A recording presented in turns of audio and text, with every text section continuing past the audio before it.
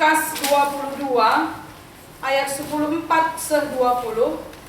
Mari ras-ras kita ngenin pustaka si Badianta. Lukas 22 ayat 14-20.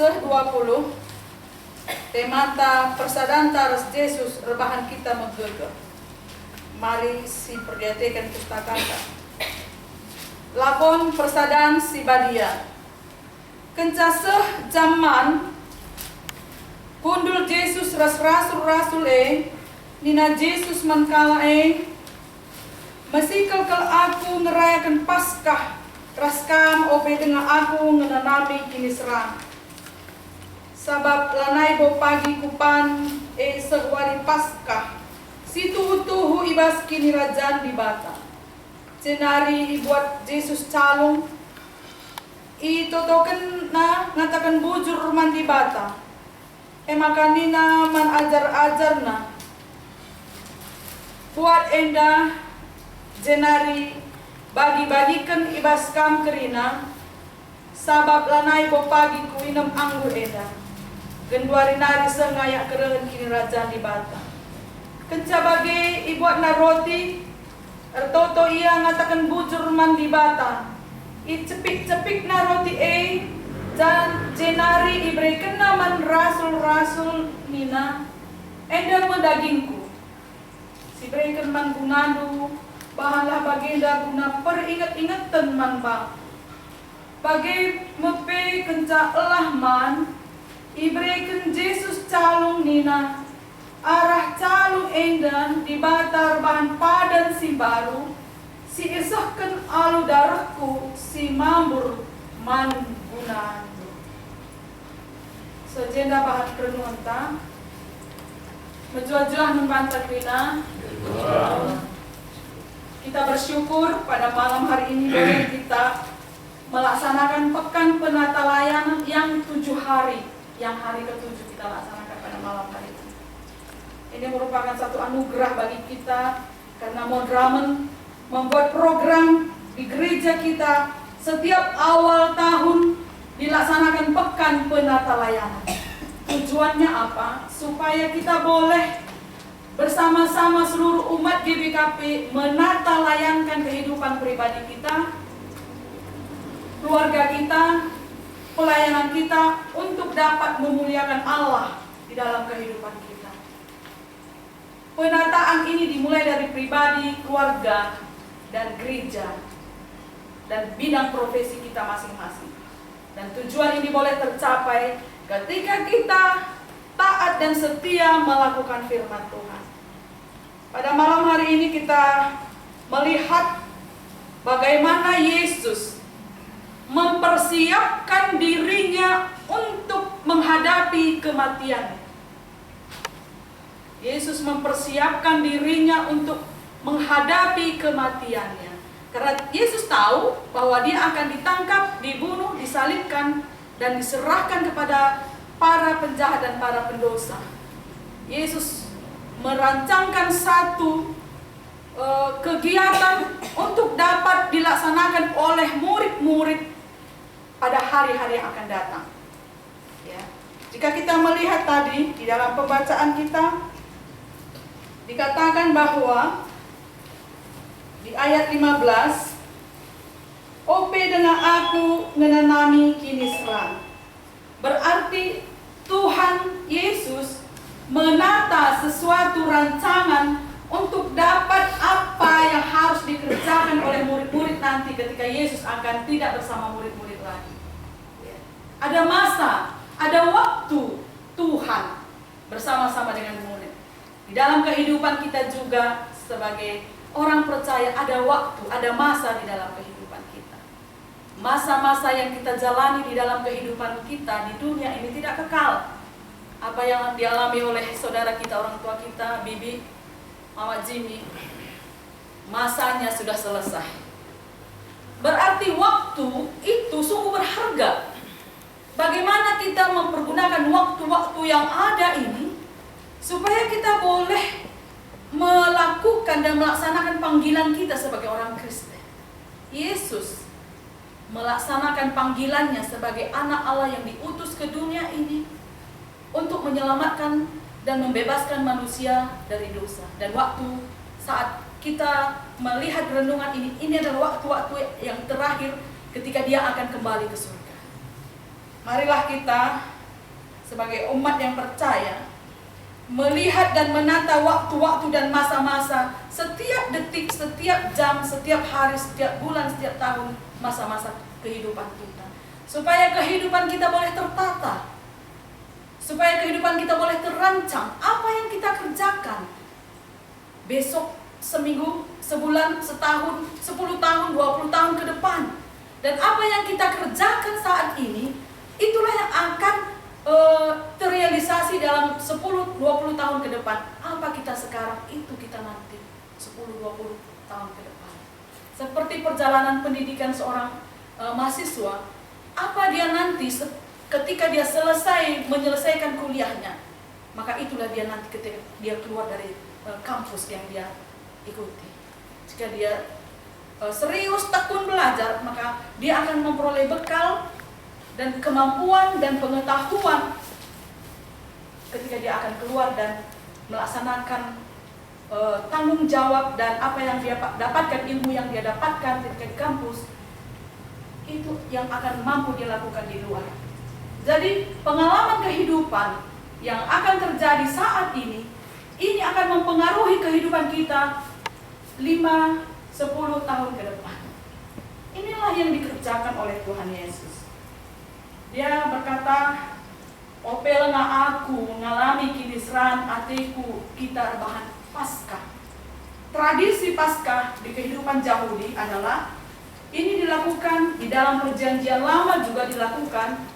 Paskah ini artinya adalah hari kebebasan bagi ketika Allah membebaskan bangsa Israel dari perbudakan Mesir. Maka dirayakanlah hari Paskah. Bapak Ibu Saudara kekasih dalam nama Yesus, sebagai umat yang percaya, bagaimana kita bisa merancang dan menata kehidupan kita untuk mengikuti rencana dan kehendak Allah di dalam kehidupan kita pribadi, keluarga kita, dan gereja kita. Ini harus kita tata. Sejauh mana kita merancangkan dan mengikut rencana-rencana Allah bagi kita pribadi, dan bagi keluarga kita, dan bagi gereja kita. Ini harus kita tata. Tidak terjadi secara spontan. Tidak terjadi. Misalnya seorang organis tanpa belajar terlebih dahulu, tidak mungkin dia bisa melayani gereja misalnya. Jadi ini memerlukan tahap awal, proses pendidikan, pelatihan, dan siap untuk dipakai. Demikianlah halnya di bidang-bidang yang lain. Di dalam profesi kita, dalam pekerjaan kita, dalam pelayanan kita, harus ada persiapan. Ada harus titik nol di mana kita bergerak. Dan proses itu kita jalani dan kita atur sedemikian rupa apa yang akan aku lakukan 5-10 tahun akan datang. Gitu dia. Beginilah proses kehidupan perjalanan manusia, karena kita tidak mau hidup dengan sia-sia. Ya. Kita punya panggilan pribadi lepas pribadi. Punya panggilan pribadi lepas pribadi. Tanya Tuhan dan berdoa kepada Tuhan. Tuhan, apa panggilan Tuhan kepada aku secara pribadi? Apa panggilan Tuhan bagi keluargaku? Apa panggilan Tuhan bagi gereja? Dan waktu-waktu yang harus aku kerjakan dalam masa tempo perjalanan kehidupan yang Tuhan percayakan sampai umur 80 tahun. Mungkin usia kita sekarang sudah 47, 50, 60, 80, tapi tidak ada waktu yang terlambat. Tidak ada waktu yang terlambat. Mulailah saat ini, saat dimana kita memohon kepada Tuhan, Engkau kupanggil untuk melakukan ini, maka taat dan lakukan. Ini adalah masalah panggilan dan waktu dan penataan di dalam kehidupan kita pribadi lepas pribadi. Segala sesuatu tidak terjadi dengan begitu saja, tetapi ada proses untuk mencapai tujuan kita. Bapak Ibu Saudara kekasih dalam nama Yesus, bagaimana kita merancangkan ekonomi, keluarga, sosial, dan budaya. Karena pada tahun ini adalah tahun pencanangan, peningkatan ekonomi, sosial, dan budaya. Bagaimana kita merancangkan saat ini tentang ekonomi kita, tentang sosial kita, bagaimana kita bersosial dengan sekeliling kita, karena kita adalah makhluk sosial. Ya, kita adalah makhluk sosial yang mengalami dan melakukan hubungan secara sosial. Kita tidak seperti orang yang bertapa, masuk ke gua dan mengurung diri, membangun hubungan dengan Tuhan, sudah selesai, tidak. Tetapi kita adalah makhluk sosial.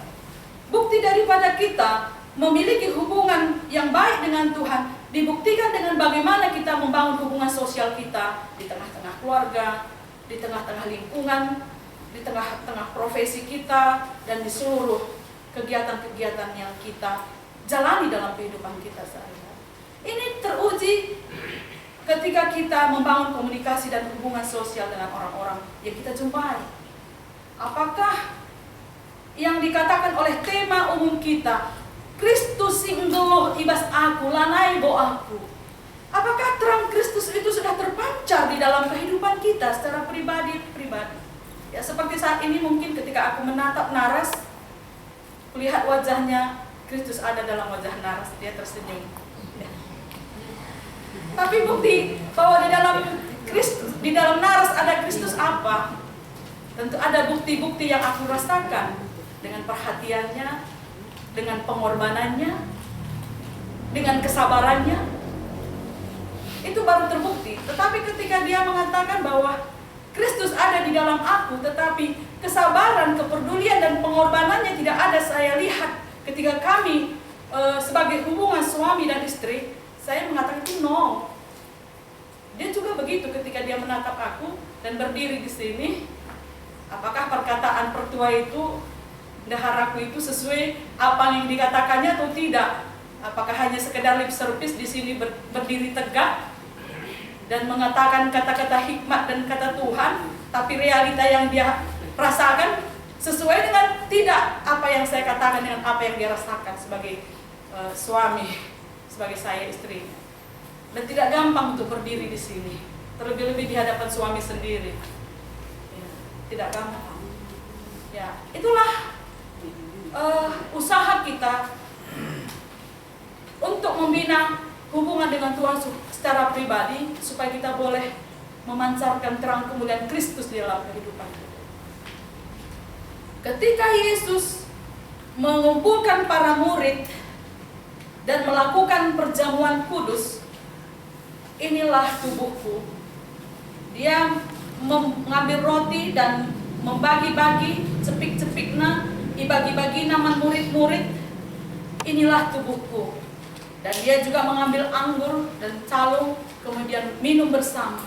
Apa arti daripada apa yang dilakukan oleh Yesus? Itu menunjukkan bahwa antara murid-murid dan Yesus ada kesatuan. Litkinir sadar, ada kesatuan. Ada kesatuan. Inilah tubuhku dan inilah darahku. Lakukanlah ini sebagai peringat-ingatan, sebagai peringatan bahwa kita sudah bersatu. Itu artinya Tuhan Yesus melakukan perjamuan kudus dengan para murid. Bagaimana kita sekarang? Besok hari Minggu di gereja kita akan menerima perjamuan kudus. Berarti di saat kita menerima roti dan anggur, kita menyatakan bahwa kita bersatu dengan Tuhan. Kita bersatu dengan Tuhan. Tidak mudah dan tidak sederhana arti meminum anggur dan makan roti di gereja. Tidak sederhana. Mungkin ketika kita minum anggur dari calung, ada yang berkomentar, kan kasih tikel, pelik naring pi gereja dah katanya. Sikit kali. Kan banyak uang gereja ini. Penuh-penuh kenapa gitu. Jadi orientasi kita untuk meminum anggur dan makan roti itu apa? Bukan untuk kepuasan untuk bisa minum anggur, tetapi adalah bukti ketulusan kita. Aku dan engkau Tuhan bersatu, menjadi satu di dalam perjamuan ini. Sungguh luar biasa kita boleh bersama Tuhan menjadi satu meja. Kalau kita di pemerintahan bisa bertemu dengan kepala suatu organisasi, atau misalnya presiden diundang kita untuk makan satu meja, rasakan bahwa persiapan kita sungguh luar biasa dan sukacita kita pasti luar biasa. Bisa satu meja dengan seorang presiden misalnya, bisa satu meja dengan gubernur. Ini yang kita lakukan ini bukan sekedar dengan penguasa dunia ini, tetapi penguasa alam semesta ini. Satu meja bersama dengan Tuhan Allah yang menciptakan langit dan bumi. Sungguh luar biasa. Kita boleh merasakan ketika kita minum anggur dan makan roti itu, hati kita menangis dan mengevaluasi diri kita. Layakkah aku Tuhan untuk dapat hadir bersama-sama Engkau satu meja untuk makan perjamuan?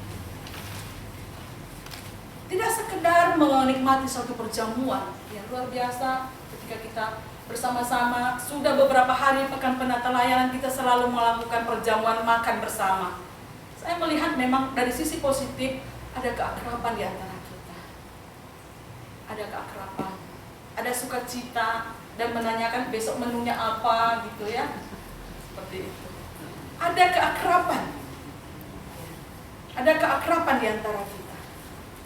Oleh karena itu ketika kita melakukan perjamuan kudus, bahwa kita bersama-sama di gereja, satu gereja GBKP melakukan perjamuan kudus, maknanya adalah di antara engkau dan aku ada persatuan. Ketika kita memandang kiri kanan kita, bahwa kita makan bersama di hadapan Tuhan, ada makna dan kekuatan daripada perjamuan kudus ini. Bapak Ibu Saudara kekasih dalam nama Yesus, ketika kita sudah melakukan dan menerima perjamuan kudus, harus kita buktikan dalam kehidupan kita sehari-hari. Seperti tadi dari buku liturgi kita, litnya dia arah berukuran res perbahanan ta mereka nanam si mohuli menkala si diban. Si pakaikan dia kesempatan res geges ibrekan di bata anu bahan perencanaan si mohuli. Selaku tempas di bata, si pakaikan dia berukuran res perbahanan nerangi sekelewata. Berarti tanggung jawab penerimaan perjamuan kudus itu adalah ada tanggung jawab, yaitu memfungsikan diri kita supaya kita berguna bagi orang lain, merancangkan satu perencanaan supaya kita boleh lebih lagi melayani Tuhan, dan kita memberikan terang bagi sekeliling kita. Ya, tidak sekedar hanya seremonial kegiatan ya. Kalau begitu direncanakan oleh gereja, ya ikuti saja. Tetapi marilah kita merasakan makna daripada 7 hari pekan penata layanan ini, dan besok ditutup dengan perjamuan kudus di gereja. Suatu kekuatan yang luar biasa di dalam kehidupan kita. Bukan hanya sekedar pelaksanaan sebagai kegiatan gereja yang biasa saja, tetapi boleh kita merasakan bahwa kita sudah ditata selama seminggu. Kita sudah menghabiskan waktu dalam seminggu meninggalkan keluarga selama 7 hari ya, dan merenungkan firman Tuhan selama 7 hari. Bolehlah kiranya ketika nanti kita ditutup dengan perjamuan kudus, kita boleh seperti satu ulat yang ketika berubah menjadi masuk dalam proses kepompong, dan ketika dia keluar dari kepompongnya, dia menunjukkan wajah baru, tidak menakutkan lagi, tetapi menjadi indah, dan boleh dinikmati dan dipandang oleh dan memberikan berkat bagi orang lain. Jadi ada fungsi dan manfaat daripada apa yang dirancangkan oleh gereja melaksanakan pekan penata layanan. Bapak Ibu Saudara kekasih di dalam nama Yesus, marilah kita di dalam ibadah meditasi ini, kita boleh merenung dalam kehidupan kita. Kita bertanya kepada Tuhan, Tuhan, saat ini juga aku menghadap Engkau Tuhan, dan lihatlah diriku dari surgamu yang kudus, dan pandanglah aku. Apakah karakter dan tabiat Kristus itu sudah ada dalam hidupku? Mari kita menundukkan kepala kita merenung. Karena ini adalah ibadah meditasi. Kita menundukkan kepala. Saat ini juga Allah hadir di tengah-tengah kita. Allah hadir dengan kuasa rohnya yang kudus. Dan kita bertanya kembali kepada Tuhan.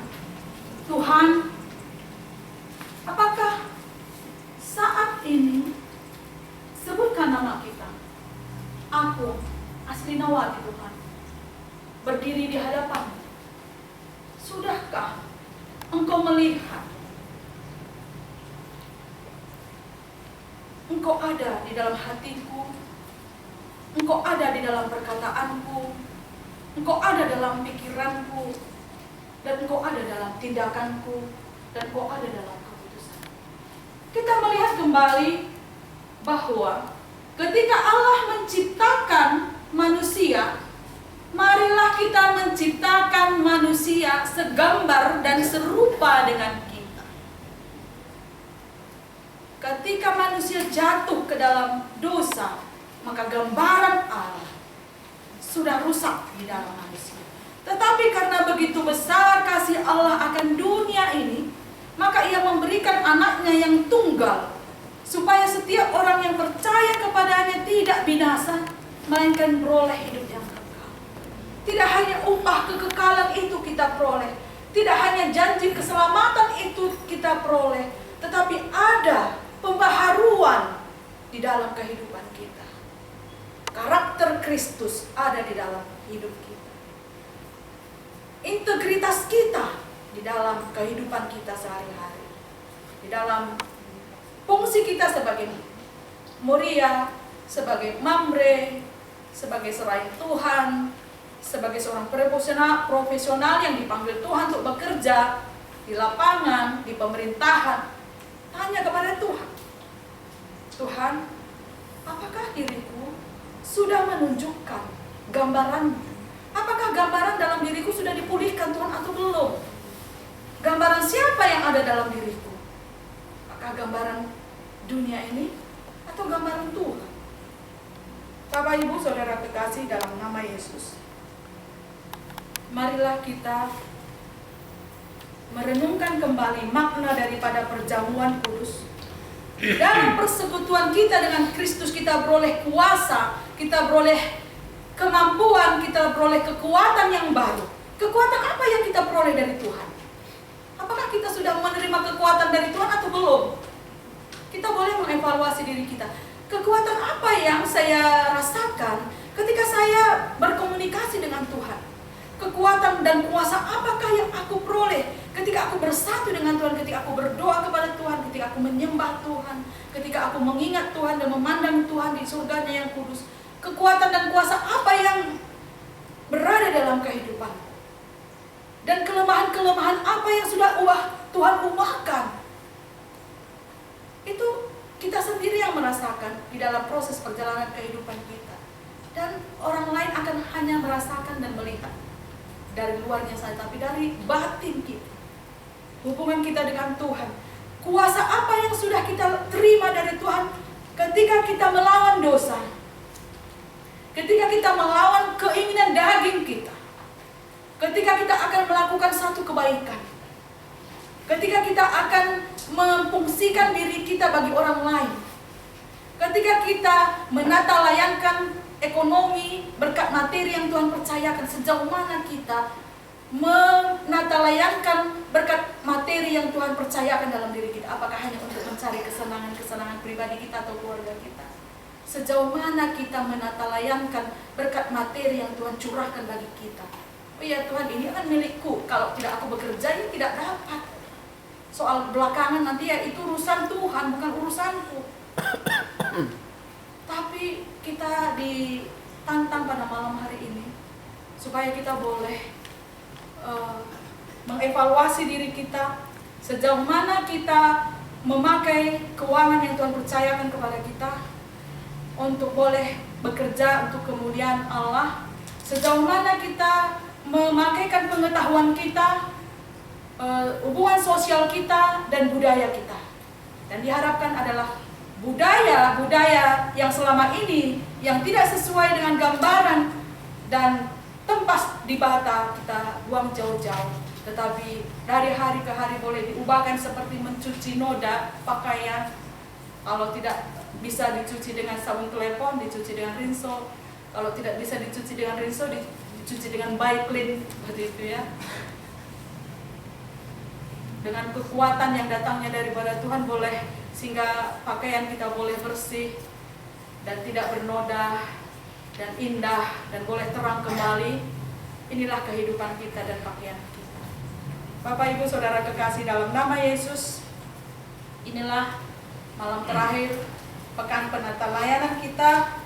Kita merenung dan berdoa dan minta kekuatan kepada Tuhan bahwa Kristus sudah ada di tahta hati kita. Kita tempatkan satu ruang di dalam hati kita. Ini ruang untuk Tuhan Yesus.